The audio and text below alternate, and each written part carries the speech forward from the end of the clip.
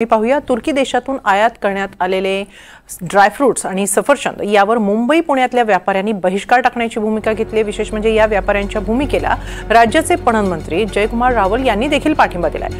रावल यांच्याशी याबाबत संवाद साधलाय एनडीटीव्ही मराठीचे प्रतिनिधी सागर कुलकर्णी यांनी। भारत पाकिस्तान युद्धाच्या नंतरनं तुर्कीमधील अनेक फळं विशेषतः ड्रायफ्रुट्स आणि सफरचंद याच्यावर मोठ्या प्रमाणामध्ये आयातीवर बंदी करावी किंवा त्या विक्रीवर बंदी करावी अशा स्वरूपाची मागणी महाराष्ट्रातल्या वेगवेगळ्या मार्केट कमिटी व्यापाऱ्यांकडून केली जात आहे। राज्याचे पणन मंत्री जयकुमार रावल आपल्याबरोबर आहेत। मुळात पुणे असेल मुंबईत सुद्धा अनेक वेगवेगळ्या ठिकाणी आता अशा स्वरूपाची मागणी होताना दिसून येते। सफरचंद हा मोठ्या प्रमाणामध्ये तिथं आणला जातो आणि ड्रायफ्रुट्स फार मोठ्या प्रमाणामध्ये आणलं जातं।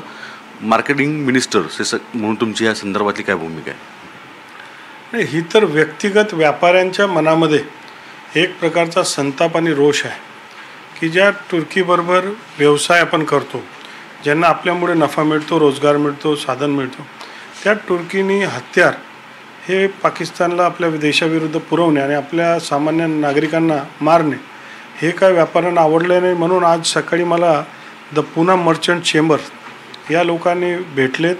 ही पण एक मोठी बॉडी, बरेच मला व्यापारी संघटना भेटल्यात आणि त्यांचं मुळात म्हणणं आहे बा आम्हाला व्यापार वगैरे आम्ही करत राहू, जगात पर्याय आमच्याकडे आहेत ना, जगातले पर्याय शोधू, अन्यथा इथे उत्पादन करू।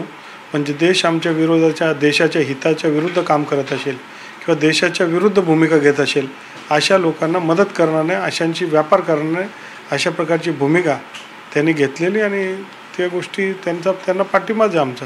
नाही, पण मुळात मोठ्या प्रमाणामध्ये ड्रायफ्रुट्स विशेषतः अक्रोड आणि तिथून मोठ्या प्रमाणात खजूर आणले जातात, तर त्याचा परिणाम होणार का आणि मग तो पर्याय कशा स्वरूपामध्ये असेल? नाही, ड्रायफ्रूट काय ही जीवन आवश्यक वस्तू नाही। जगातनं अनेक देशांमधनं ड्रायफ्रूट येते, केवळ तिथून येत नाही।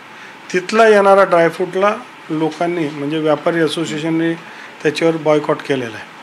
आता तो त्यांनी केलेला आहे, मंत्री म्हणून मला त्यांना पाठिंबा देणं भागच आहे, देणारच आहे। धन्यवाद। व्हिडिओ जर्नलिस्ट गौरवसह सागर कुलकर्णी, एनडीटीव्ही मराठी, मुंबई।